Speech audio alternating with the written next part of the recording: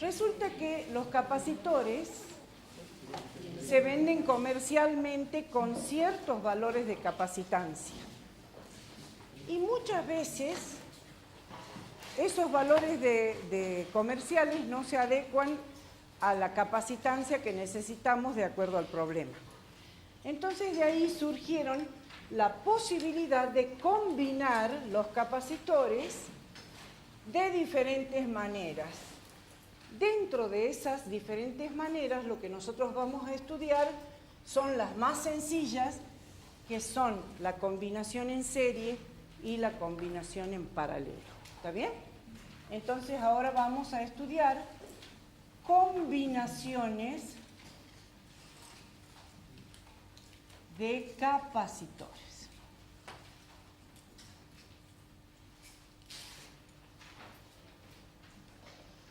Entonces dijimos, el símbolo para representar un capacitor en un circuito es dos líneas paralelas y los conectores a los cuales le llamamos bornes, ¿sí? Si ponemos dos capacitores, uno al lado de otro, decimos que la combinación es en serie. ¿Está bien? Y supongamos que tienen capacidad 1 y capacidad 2, entonces vamos a decir que si le aplicamos una diferencia de potencial entre los dos bornes, estos capacitores van a adquirir cargas de tal suerte que, perdón, hice al revés acá, este es el negativo, este el positivo, de tal suerte que por cada carga que se coloque en una de las chapas del capacitor C2, por inducción se va a formar una carga positiva en la chapa opuesta, pero fíjense, como está conectado al otro capacitor, quiere decir que al traer cargas positivas, a esta chapa, dejó la placa del otro capacitor con defecto de cargas positivas, es decir, le deja una carga negativa. Y otra vez esta chapa, por inducción, carga negativamente a la placa que está al frente.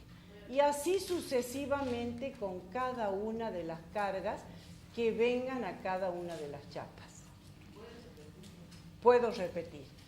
Por cada carga que la fuente le entregue a la placa derecha del capacitor C2, esa carguita induce un campo eléctrico que atrae hacia la chapa enfrentada una carga de distinto signo, que en este caso sería positivo. Como esa chapa está conectada al otro capacitor, quiere decir que de esa conexión, al traer una carga positiva hacia la chapa izquierda de C2, dejó la chapa derecha de C1 con un déficit de carga positiva, por lo tanto quedó cargado negativamente. Esa carga negativa induce el campo eléctrico en el interior que me atrae a la chapa izquierda de C1 una carga positiva. ¿Se entiende? Y así todas las cargas hasta que se terminan de cargar. Perdón, acá es negativo, ¿sí? Y así hasta que se termina de cargar. Bien, pero en este caso, ¿qué decimos? La carga total de este capacitor es la misma que la carga que adquiere el capacitor 1 y la carga que adquiere el capacitor 2. ¿Por qué? Porque se cargaron por inducción. ¿Qué vimos la clase anterior? Que cuando cargamos algo por inducción, la carga que adquiere es exactamente igual a la carga que me generó la inducción. Entonces, las tres cargas en este caso son iguales. Entonces decimos, la diferencia de potencial que le agregué va a tener que ser igual a la suma de los potenciales que alcancen cada uno de estos capacitores. Es decir, que la batería con la que haya conectado me va a mandar un potencial tal que cada uno de los capacitores adquiere una porción de ese potencial que la suma de esa porción de ambos me da el potencial total. ¿Se entiende? Entonces decimos, bueno, pero resulta que el potencial que adquiere el capacitor 1 no es otra cosa que la carga dividida la capacitancia 1. Lo mismo el potencial que adquiere el capacitor 2 es la misma carga dividida la capacitancia 2. De tal suerte que si nosotros llevamos esto a la ecuación anterior, decimos que el potencial entre A y B es igual a la carga dividido C1 más la misma carga dividido C2, o, sacando factor común, es 1 sobre C1 más 1 sobre C2. ¿Está bien? Pero ¿qué dijimos? El potencial total entregado por la batería también es la carga total dividido la capacitancia equivalente de este circuito. Es decir, es como que estoy haciendo un único capacitor cuya capacitancia equivalente, o sea, este era el potencial que le agregué, ¿no es cierto? La capacitancia equivalente me dé el potencial entre A y B, o sea, la carga dividida la capacitancia equivalente.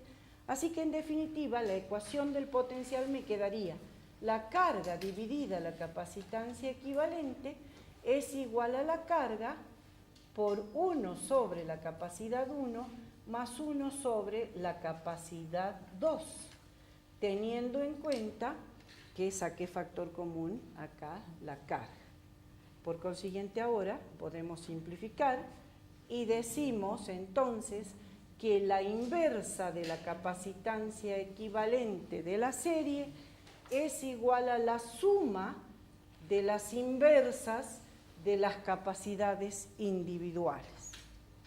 ¿Se entiende lo que dije? La inversa de la capacitancia equivalente de una serie es igual a la suma de las inversas de las capacitancias individuales. Si tuviera n capacitores,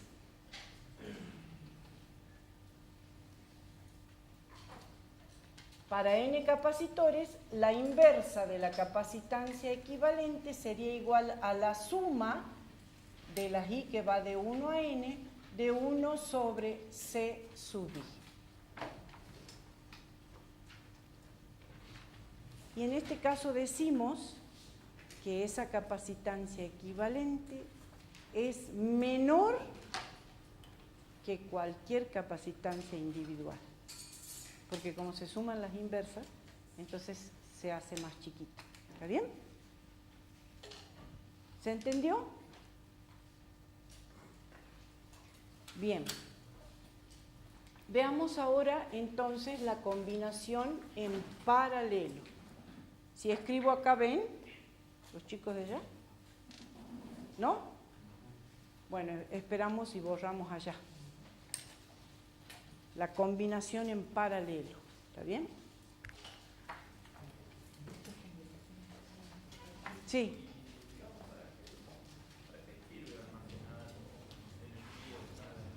¿Para qué sirven? Bueno, por ejemplo, ¿vieron estos dispositivos que están delante de cada una de las iluminaciones?